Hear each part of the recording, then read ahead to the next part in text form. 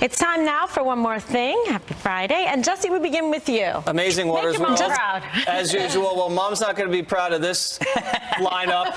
Look at that high caliber crew. Gorka, Huckabee, the ladies, Diamond and Silk. You won't even believe who we have on that I'm not plugging. And there's no. I'm afraid. You should be afraid. It is a no. There's no animals on the show. We have the goat. I'm actually doing yoga with a goat in a couple weeks, but well, I'll let you know. All right. Well, there you go. Okay. Well, and on Sunday we have a spectacular show that you don't want to miss. It's been advertised. The Next Revolution with Steve Hilton coming out with a wonderful hour for you on James Comey, and we're going to take apart the case and go over it. And we've got myself, Greg Jarrett, Harmeet Dillon, who is a First Amendment and election lawyer and RNC person. We've got Guy Lewis, former U.S. attorney, and Ron Bamich and Kendall Coffey. So we've got a fantastic lineup all set for that. And be sure to catch it on the Fox News I'm scared channel. for Comey. What are you guys going to do to him when you convict him? I'm worried about him. What? What's the penalty when you convict? Yeah, it looks really intense. It's going to be a very good discussion all across the board, so you'll enjoy it. Indeed. All right. Excellent. It's time for Greg's What's This? Take a look at this picture. And I ask any of you at the table, too, what do you think this is? You're in Tyrus's jacket. Exactly. Oh, I am wearing Tyrus's jacket. How did you know? Is that insane? I didn't cheat. We are both human beings. Isn't that weird? And I'm on one spectrum, and he's on another. Yeah. Anyway, speaking of Tyrus, the Greg Gutfeld Show tomorrow night at 10 p.m. There it is. Got Jedediah Bila. She's back. Jamie Lissow, fantastic comedian. Kat Timp, and of course Tyrus, who will be wearing that jacket that I just tried on and looked like a very tiny person. They will not have Diamond and Silk on that show, guys. So if you want to watch Diamond and Silk, on a date. All right. And what about Marie? What do you have for us today? So I also have some fun professional news on May 7th. That's a Monday in a couple weeks. Guy Benson and I are launching a new daily radio show on Fox News Radio. Congratulations. Every day, weekday, Monday through Friday, 6 to 8 p.m. You can catch us on Sirius 450. It's from the newly named Tony Snow Radio Studio in D.C. and will be nationally syndicated across radio stations across the country. You can go to bensonandharf.com for more details. Like a law firm. I know, Benson and Harf. Have you been injured? Have you been injured in an industrial accident? Benson and Harf. And then you come in and you go, hi, I'm Marie Harf. And everybody wants to sign up with you. No, congratulations. I think that's really exciting. Yeah, Guy Benson, he's a nice kid. Yeah. Very polite. It's very exciting. I think it's going to be fantastic for everybody to get really into it and love it and watch it. Little left versus right. Yeah, exactly. Super talented. If you ever need me to guest, I'll probably be busy. But I can give you names of people that could probably do your show. Like Dershowitz. Dershowitz will be there. Oh my goodness gracious. And if you need anybody, Jesse has lots of I don't have any free time. I don't have any free time. I'm busy. I'm doing yoga with a llama. Thought it was a goat. It's that too. Okay, so you got Waters World, you got Greg Gutfeld, you got the fabulous Next Revolution with Steve Hilton. We've got her radio show and the best, Miss Prado. I will have something to promote, but after this. Look at this. Fourth grader Tucker Steckman thought he was going to really pull a fast one over on his school when he called in sick to go to the Chicago Cubs opening day. He even had a sign that read, "Skipping school, don't tell Principal Verslois, Principal Verslois, don't get mad." Well, guess what? Someone saw the sign. It was the principal. He was also at the game. So nobody got in trouble. But if you're going to skip school, I think going to you think this is made up? Baseball game is true. I don't think it's made up. I think it's good. I didn't really have anything to promote except for what I plan to do this weekend. We're going to hit the beach. We finally have good weather in the East Coast. So you'll be reading at the beach? Yeah, what do you be reading? Well, I'll be reading at the beach, yes. I am actually reading a book right now called, oh gosh, what's it called? It's from my book club. It's 50 Ways to Improve Your Memory. War and Peace. No, it's a novel. Okay. It's a novel, and it takes place. It's about an immigrant who came to America and then was trying to take care of this guy that worked for Lehman Brothers, and then the Lehman Brothers falls apart. The guy's a crook, and then the immigrant gets caught in the middle. Oh, don't give it away. All right, well, there you go. Because I was really going to read that.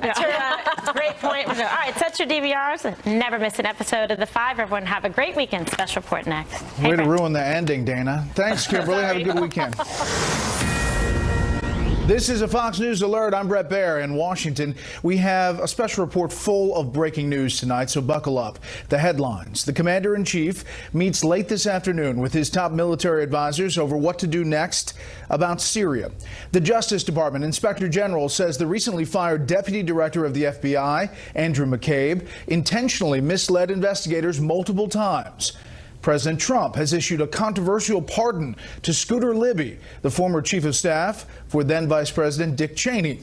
The president and the FBI director he fired, James Comey, are going after each other hard ahead of the release of Comey's new book. And President Trump's personal attorney is himself facing serious legal problems tonight. That is where we begin. Chief White House correspondent John Roberts starts us off as he usually does on the North Lawn. Good evening, John. Bret, good evening to you. Multiple sources tell Fox News that President Trump today called his embattled personal attorney, Michael Cohen. No word on what they talked about in that conversation, but a phone call from the president to Cohen becomes more problematic with the revelation today that Cohen is the focus of a criminal grand jury investigation. In documents filed for a court hearing in New York today, prosecutors revealed that the president's longtime personal attorney, Michael Cohen, is being investigated for criminal conduct that largely centers on his personal business dealings. Cohen's attorneys are seeking a temporary restraining order, barring prosecutors from using any of the materials seized in a Monday morning raid until they have been vetted for privileged communications. The government says they initiated a search because Cohen was not cooperating and there was a risk records could be deleted. The most intriguing parts of the documents detailing what the FBI was looking for have been redacted, but the court papers do state that Cohen has been the subject of a months-long investigation and that many of the crimes he is suspected of have nothing to do with his work as an attorney, stating Cohen is in fact performing little to no legal work. While the FBI was looking for possible communications Cohen had with the president, the documents disclose that 0 emails were exchanged with President Trump. The attorney for Stormy Daniels, who is battling with Cohen over a non-disclosure agreement, was also in the courtroom today and says a criminal investigation of Cohen could be bad for President Trump. Clearly, Michael Cohen was his longtime attorney and effectively probably knows where all the bodies are buried, as they say. And I think that in the event that Michael Cohen is ultimately charged, that could pose significant and very, very serious problems for the President of the United States. As the president was watching events surrounding Cohen unfold, he was actively lashing out at former FBI Director James Comey. In a book coming out next week, Comey uses harsh language to describe Mr. Trump, writing, "This president is unethical and untethered to truth and institutional values." Comey also mocks the president's appearance, writing, "His face appeared slightly orange, with bright white half moons under his eyes where I assumed he placed small tanning goggles." President Trump ripped Comey on Twitter, calling him an untruthful slimeball, that it was his great honor to fire Comey. Comey reveals that in his first meeting with President Trump, the president was fixated on an allegation in that unverified dossier that he had hired hookers in Moscow and had them urinate on each other. Says he may want me to investigate it to prove that it didn't happen, and then he says something that distracted me, because he said, if there's even a 1% chance my wife thinks that's true, that's terrible. The press secretary had a particularly scorching assessment of Comey today. The American people see right through the blatant lies of a self-admitted leaker. This is nothing more than a poorly executed PR stunt by Comey to desperately rehabilitate his tattered reputation and enrich his own bank account by peddling a book that belongs in the bargain bin. And President Trump today issued the third pardon of his presidency. This time it was Scooter Libby, former Vice President Dick Cheney's chief of staff, who was convicted of lying to the FBI in 2007 as part of the CIA leak investigation. Many people believe that Libby was the victim of a special counsel investigation run amok, drawing parallels to the Mueller investigation, which President Trump feels has now gone way out of bounds of its original mandate. Bret? John Roberts live in the North Lawn. John, thank you. A top fundraiser for the president has resigned from the Republican National Committee following a report he paid $1.6 million to a Playboy playmate with whom he had an affair. Elliot Broidy reportedly quit today. The Wall Street Journal reports Trump personal lawyer Michael Cohen helped negotiate a non-disclosure agreement between Broidy and the model last year. The unidentified playmate elected to have an abortion after discovering she was pregnant. The top watchdog at the Justice Department has issued a scathing report that appears to justify the controversial dismissal of the number 2 man at the FBI. Chief Intelligence Correspondent Catherine Herridge has been going through the findings and joins us now. Good evening, Catherine. Thank you, Brett. The Inspector General Michael E. Horowitz concluded that former FBI Deputy Director Andrew McCabe lied 4 times, 3 times under oath, about his role confirming the existence of the FBI's Clinton Foundation investigation just 2 weeks before the presidential election. According to Horowitz, McCabe was angered by a Wall Street Journal article suggesting he had a conflict because his wife received more than $600,000 from Democrats for a 2015 Virginia State Senate race that she lost.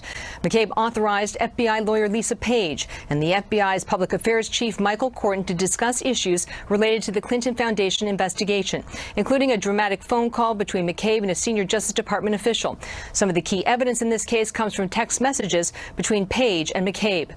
McCabe's seniority gave him the authority to release information to the media if certain conditions were met, but the Inspector General found McCabe acted for personal rather than professional reasons, writing McCabe's decision to confirm the existence of the Clinton Foundation investigation through an anonymously sourced quote recounting the content of a phone call with a senior department official in a manner designed to advance his personal interests at the expense of department leadership was clearly not within the public interest exception. This afternoon, President Trump tweeted McCabe lied multiple times, that McCabe was controlled by his boss, Director Comey, and he claimed there is no daylight between the 2 men. The White House press secretary put it this way.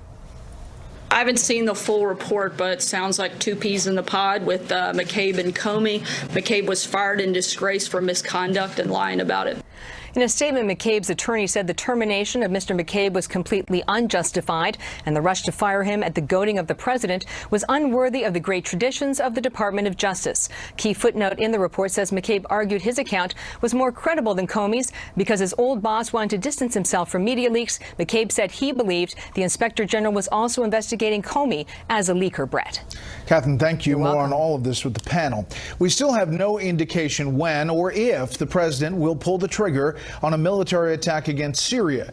He called a late afternoon meeting with his top advisors today. Russia tonight says last weekend's alleged chemical attack against Syrian civilians was a fabrication by a foreign power.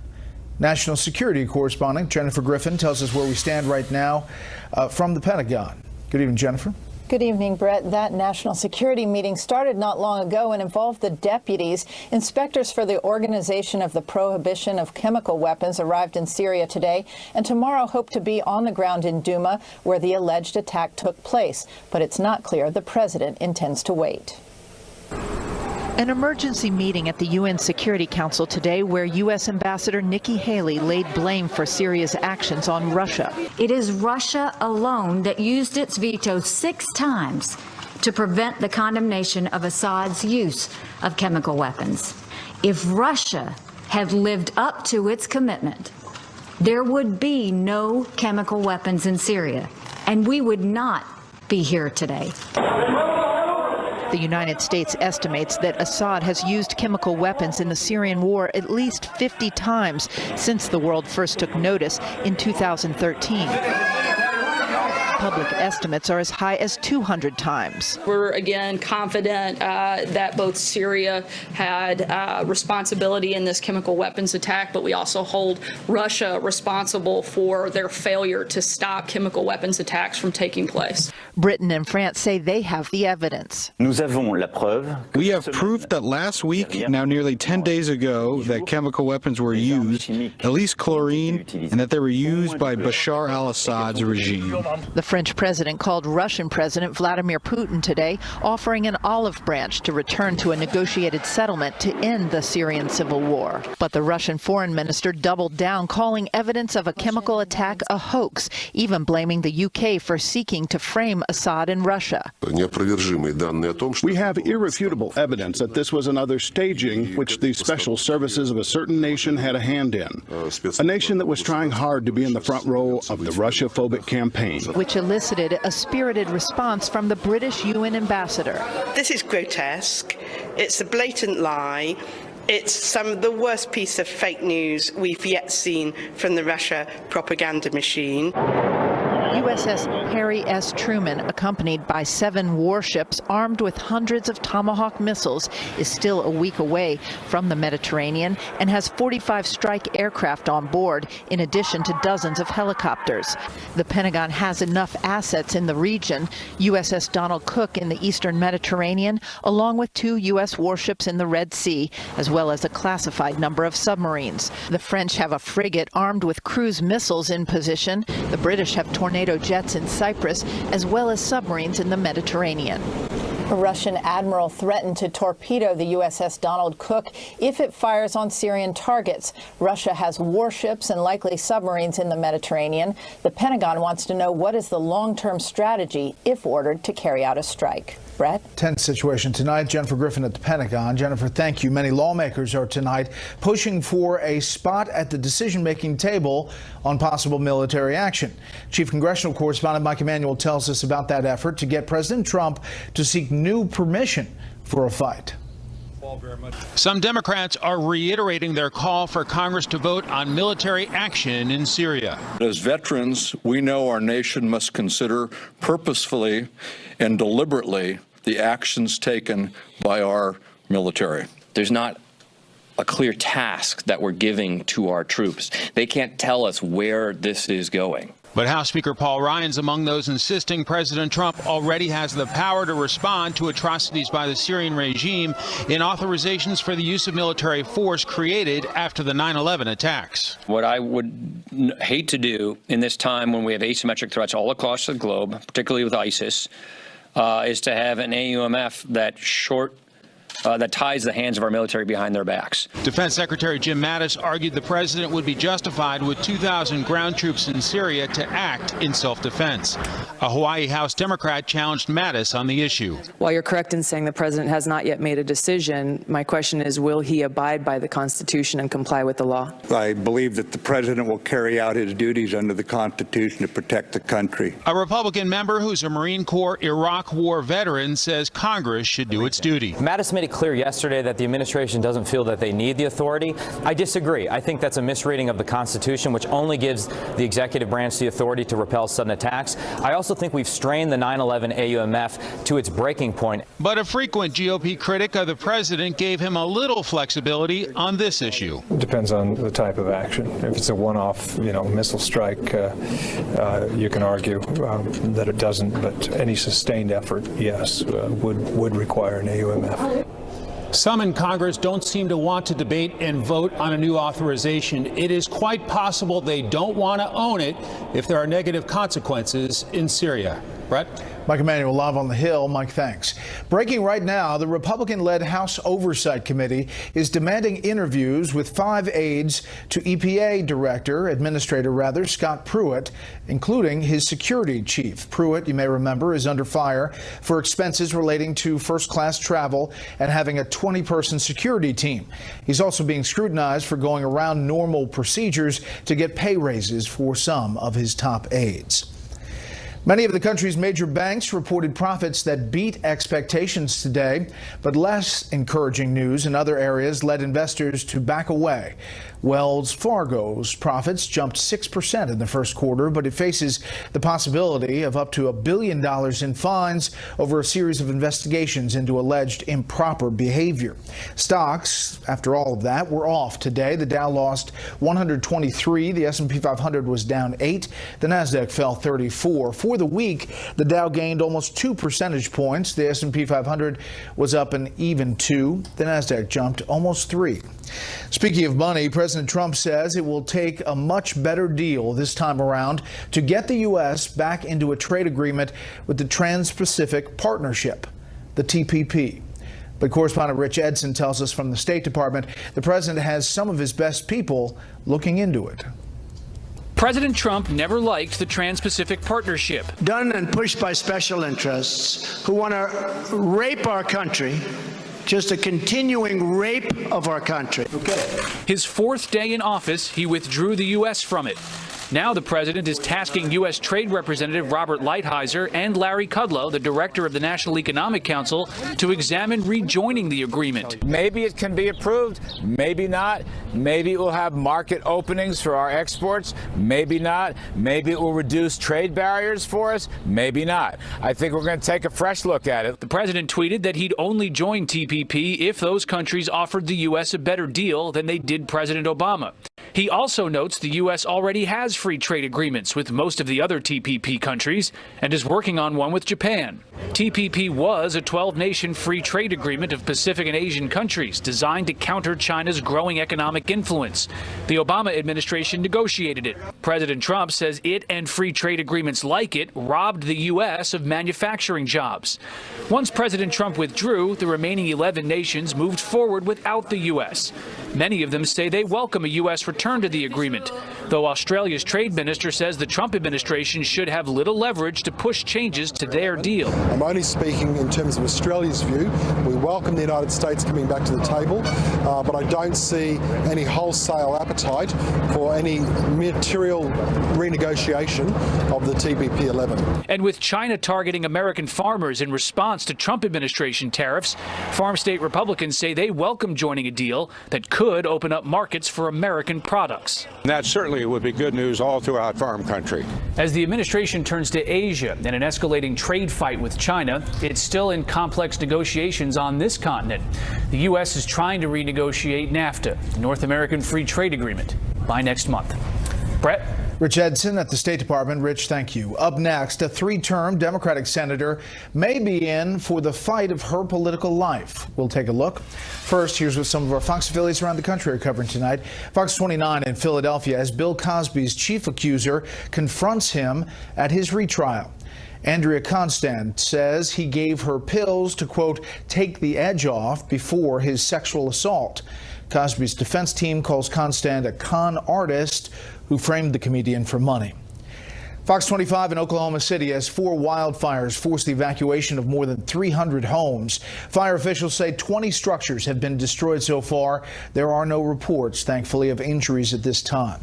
And this is a live look at New York from our affiliate Fox 5. One of the big stories there tonight, the winner of last month's $533 million Mega Millions jackpot is introduced. 47-year-old Richard Wall is a production manager at a food services facility who moved to the state last summer. He has taken the cash option worth about $221 million after taxes. It was the largest single jackpot winning ticket ever sold in the state of New Jersey. Congratulations. That's tonight's live look outside the Beltway from Special Report. Current House Speaker Paul Ryan says House Majority Leader Kevin McCarthy should succeed him as the top Republican in the chamber. Ryan made the endorsement in an interview with NBC. The Speaker announced earlier this week, of course, he will not run for re-election this fall. Michigan's Senate race is considered fertile ground for an upset by Republicans this fall. Tonight, correspondent Matt Finn tells us why the GOP thinks it has a good shot to flip that seat.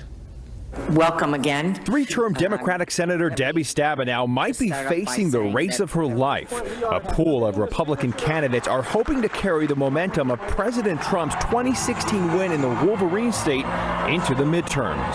When I go around to churches and I ask people, they really, if they know her, They really can't say what they've gotten for their vote in the past 20 years. Good to see you again. At a meet and greet outside of Detroit, combat veteran and businessman John James shakes hands with voters he hopes will help him unseat Stabenow. I was given the honor. James, a West Point graduate and pilot, says he felt compelled to run for office after returning to Michigan from overseas. There were areas in Pontiac, in Flint, in Detroit, areas of home that looked worse than the combat zone I was flying in. The veteran supports the Trump agenda and says his background gives him a unique perspective. Understanding national security, how to keep Americans safe, because I've done it before. Hi. 61-year-old Detroit businessman and Harvard graduate Sandy Pensler is another political newcomer throwing his hat into the ring to defeat Stabenow. His focus is on growing the economy and creating jobs. I think my business skills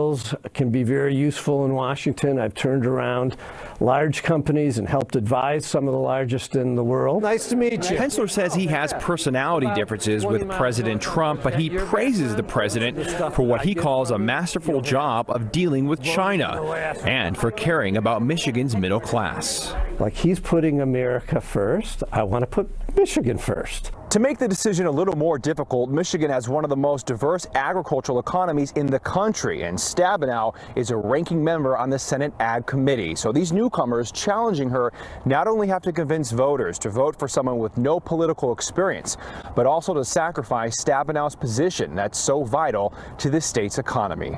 Bret? Matt Finn in Michigan tonight. Matt, thank you. Up next, you may be wondering why gasoline prices are going up. We'll try to explain. First, beyond our borders tonight, thousands of Palestinians staged another mass protest along Gaza's sealed border with Israel today. Some burned Israeli flags while Israeli soldiers fired tear gas and live bullets from across the fence. At least 9 Palestinians were reported wounded. Vice President Pence is in Peru tonight. He will fill in for President Trump in a summit with Latin American leaders. The president chose to stay in Washington to deal with the Syria conflict. Workers in France trying to clear a road of snow after an avalanche had to run for their lives during a second landslide. The video here, it happened Tuesday. A wall of snow tumbled down a mountain as workers desperately raced to safety. No one was reported hurt in that incident, and the snow was cleared off that road by midnight. Just some of the other stories beyond our borders tonight. We'll be right back. Lawmakers in the Kentucky State House have overridden the governor's veto of a $480 million tax hike to help boost education spending. Thousands of teachers rallied at the Kentucky Capitol, urging lawmakers to take action. Republican Matt Bevin said the measure would not generate enough money to cover new state spending. GOP legislative leaders disagreed. The Republican-controlled state Senate will take up the veto next. Arizona's governor is offering teachers a 20% pay hike. The teachers there threatened to go on strike after Republican Doug Ducey said he would stick by an earlier proposal for a 1% raise. Teachers are saying besides the 20%, they want no more tax cuts until per-pupil spending in Arizona matches the national average. You may have noticed it's costing you a bit more lately to put gasoline in your vehicle, and it's likely that it'll get worse before it gets better. Correspondent Kevin Cork tells us what's going on.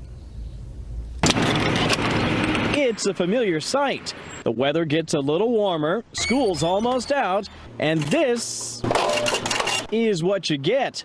Higher prices at the pump, or in this year's case, much higher. I'm putting it regular because it's so expensive right now. When I see like $3.85 right now, I cringe. Indeed, gas prices are approaching a 3-year high nationwide. Average $2.69 a gallon, up 29 cents from a year ago, according to AAA, and expected to climb 14% this summer compared to last. We expected gas prices to be expensive this year, but they're actually trending higher than we anticipated. The rise comes as U.S. crude production is on pace to shatter the record set back in 1970, with more than 10 million barrels a day expected to be produced this year, according to to the U.S. Energy Information Administration. But being awash in oil hasn't translated to cheaper prices at the pump.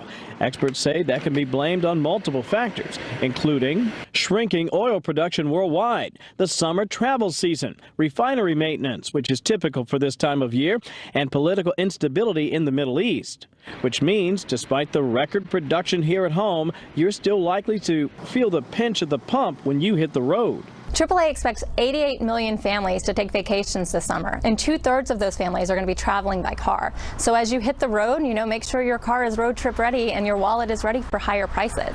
Bret, the price shock at the pump could be just beginning because experts tell us if a coalition strike on Syria, for example, leads to a broader conflict in the region involving Russia, a major oil producer, well, that could disrupt the global supply chain, and that ultimately would send prices soaring.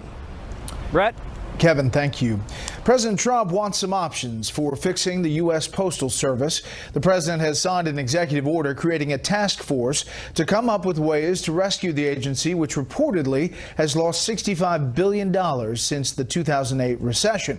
The president's move comes amid his Twitter war with Amazon, which he accuses of using the Postal Service to prop up its business at the expense of taxpayers. The first wave of National Guard troops has reached the Arizona border. Almost all of the 340, mostly volunteers, will arrive by the weekend. Arizona Governor Doug Ducey toured the border area today. He says the troops are needed to help plug holes in the state's almost 400-mile border with Mexico. This is the Arizona Guard's third deployment in 12 years.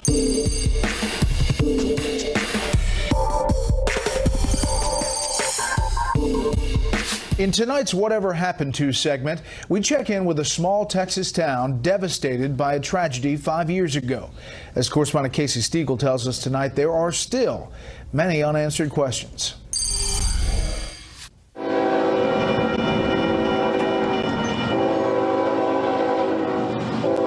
Six times a day, the train rolls through West Texas on the same tracks which once carried supplies to the town's fertilizer plant.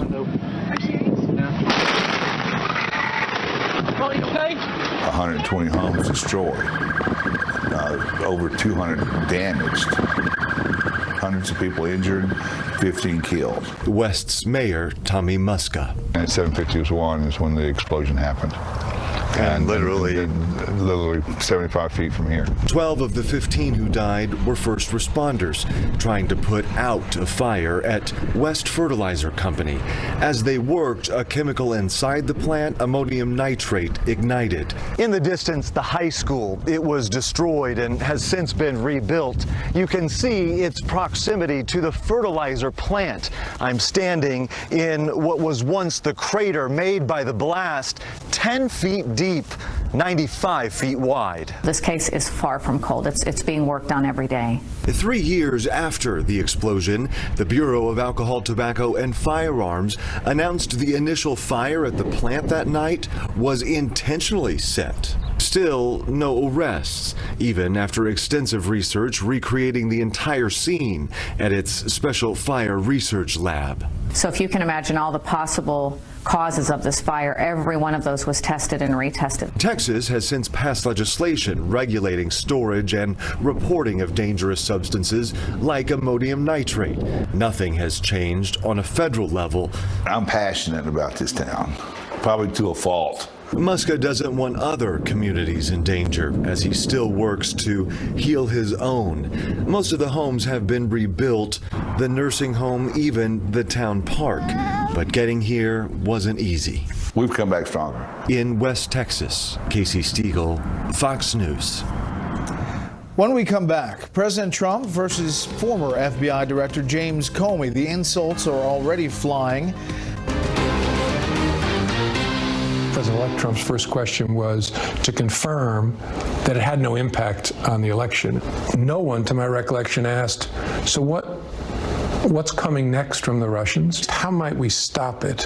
What's the future look like? And then the conversation, to my surprise, moved into a PR conversation about how the Trump team would position this and what they could say about this. it's the FBI director's job to come in and tell the president-elect everything that they knew about alleged Russian interference.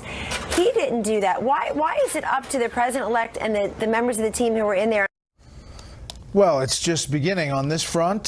James Comey, the former FBI director, and the president back and forth. Comey's book coming out, an interview this weekend, and we're getting just some pieces of that in that he writes the president is unethical and untethered to truth and institutional values. His leadership is transactional, ego-driven, and about personal loyalty. The president tweeting today, James Comey is a proven leaker and liar. Virtually everyone in Washington thought he should be fired for the terrible job he did until he was, in fact, fired. He leaked classified information for which he should be prosecuted. He lied to Congress under oath. He is a weak and untruthful slimeball who was, as time has proven, a terrible director of the FBI. His handling of the crooked Hillary Clinton case and the events surrounding it will go down as one of the worst botched jobs of history. It was my great honor to fire James Comey. A lot of news on that front and a lot of fronts, frankly, this week. Let's bring in our panel. Matt Schlapp, contributor with The Hill. David Cantonese, senior politics writer for U.S. News and World Report. And Tom Rogan, commentary writer for The Washington Examiner. Okay, let's try to distill and put this in categories before we talk about Cohen and all of that. This back and forth with Comey and what's coming out of it. Matt. Yeah, I mean, amazing tweet from the president. I have to say it captures what a lot of people think about the guy. Democrats and Republicans. I went through all the quotes from Harry Reid, from Chuck Schumer to Nancy Pelosi. And then you have all of those on the right who think that he's also unfit. For me, it's very personal because I dealt with Jim Comey when he first came into the Bush administration, and he purported to me that he was this really strong conservative Republican.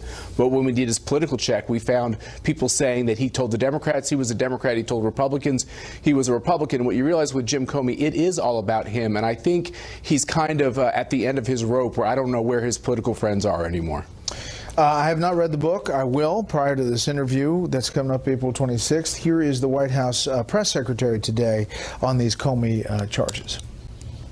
The American people see right through the blatant lies of a self-admitted leaker. This is nothing more than a poorly executed PR stunt by Comey to desperately rehabilitate his tattered reputation and enrich his own bank account by peddling a book that belongs in the bargain bin of the fiction section. David. So I was actually surprised. I don't think there was a bombshell in this Comey book at all. You know, the president was upset about the dossier and going to the FBI director and asking him about it. To me, that's a natural human reaction if you're accused of some of those things. But I do think the most interesting thing out of this was Comey admitting that he made a political decision when it came to releasing that Hillary Clinton letter just days before the election about her emails. We always are told, right, the FBI is above politics. He's basically admitting that no, the FBI does take politics into consideration because we thought Hillary was going to win, so we didn't think this letter was going to be that damaging. That, to me, is the most interesting thing that came out of this. Here's a piece of that. It's entirely possible that because I was making decisions in an environment where Hillary Clinton was sure to be the next president, my concern about making her an illegitimate president by concealing the restarted investigation bore greater weight than it would have if the election appeared closer or if Donald Trump were ahead in all polls. But I don't know. Tom, the other news today that's getting everybody's attention is this IG report on McCabe and why he was fired. Pretty significant. It is significant, and I think, you know, the depth of detail there. You know, I was speaking to a friend who works in the government. He was very skeptical of this report before it came out, and today you look at the measure of detail there, the repeated accusations. It becomes very hard, I think, to see Deputy Director McCabe in the kind of positive light that perhaps he has tried to present himself since the firing. And again, in the context of the Comey book, which I agree with David, doesn't actually have the tangible bombshell that we were led to believe.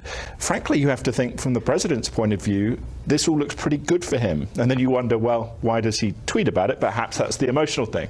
Yeah, the McCabe, Chairman Goodlatte weighed in on this IG report, saying Mr. McCabe repeatedly lied under oath about the disclosure of information to a reporter. In doing so, he not only violated FBI policy, but he may have committed a federal crime. It is unfortunate that Mr. McCabe's distinguished career at the FBI has ended this way, but it is apparent that Attorney General Sessions made the right decision.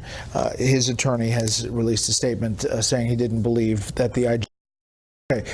Scooter Libby pardoned today. The president in a statement saying, I don't know Mr. Libby, but for years I've heard that he has been treated unfairly. Hopefully this full pardon will help rectify a very sad portion of his life. This is a very big victory for Dick Cheney, who wanted George W. Bush to do this very thing. He did not.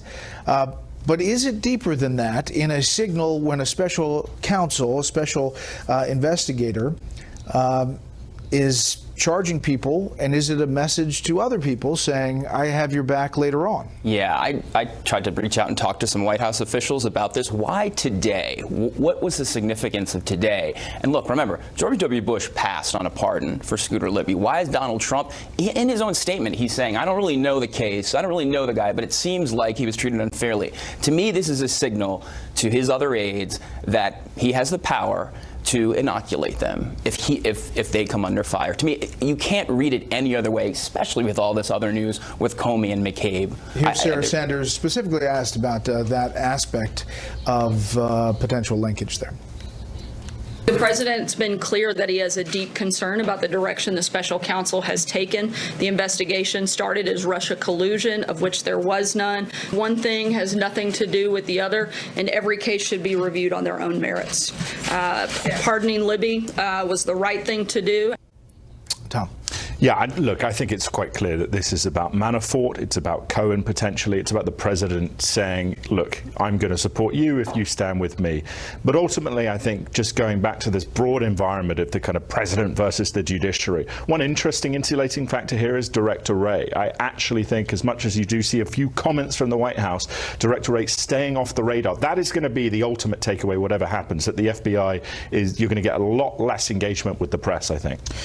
Same time, and we'll wrap up here, the president calling his longtime personal attorney, Michael Cohen, today, who we're learning more about what was taken, what agents took out of his office and home or apartment.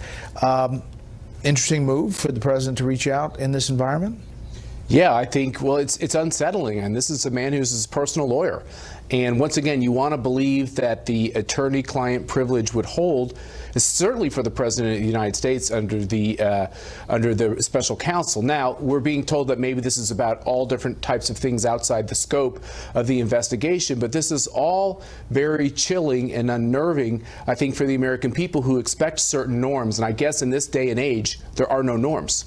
Here's the thing, though. I think this is being missed. Attorney-client privilege is not covered with business dealings, and Michael Cohen was a political aide. He didn't only deal with legal stuff. He was a maker and a shifter on all Trump events. Let me try here. I understand that this could be about Mr. Cohen's business deals, yeah. But there is no question when they do this that they pick up extraneous documents. And now DOJ is going to go through a process when they're already under scrutiny as to how fair they are to Donald Trump and to his team. They're going to go through a process. It looks political, and it's going to be hard for them to get out of this. All right, next up, the Friday lightning round, Syria and Russia. The TPP, is it back? Plus winners and losers. Did a chemical weapons attack happen? Yes, there is proof that this happened. We're again confident that both Syria had responsibility in this chemical weapons attack, but we also hold Russia responsible for their failure to stop chemical weapons attacks from taking place. There is another national security meeting later this afternoon at the deputies level. And the president's been meeting with his national security team about that possible strike into Syria. It seems like we're closer tonight than we were, especially after the president's tweets and kind of walking it back. But it seems like it may happen this weekend. We're back with the panel. Tom?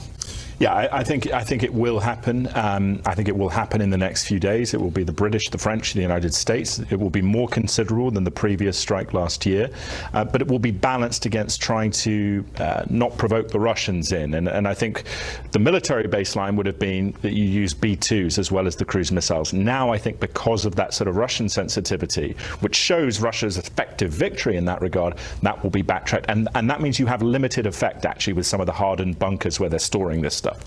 David. It appears Defense Secretary Mattis reined this in because initially Trump said he was going to move in 24 to 48 hours. Well, now a week has passed, and I think they're trying to decipher exactly what to do. Is it what they did last year, a pretty limited strike, or a broader strike where you hit a Russian base or an Iranian base? There's a lot of different countries in there, and I think Mattis's concern this week was if we hit the Russians and the Iranians, we're then vulnerable to a counterattack. Okay, let's turn to TPP. Remember, the president against the Trans-Pacific Partnership, but tweeting would only join TPP if the deal were substantially better than the deal offered to President Obama. We already have bilateral deals with 6 of the 11 nations in TPP and are working to make a deal with the biggest of those nations, Japan, who has hit us hard on trade for years. But Larry Kudlow said we're going to take a fresh look at TPP. Look, they're doing the NAFTA negotiations now, renegotiations. I think that's actually going very well and very well for the United States. People are optimistic there. Same thing on TPP. At the end of the previous TPP, Bret, Japan's economy would have been only 10% open to the world's goods. That's not free trade, and this is the right way to do this. They need to have a better deal for us to be a part of it. And obviously, some people say China took advantage of us being out of TPP, which is maybe why they're looking at it again. Okay, winners and losers down the row. Winner first. Winners, Bolton and Kudlow.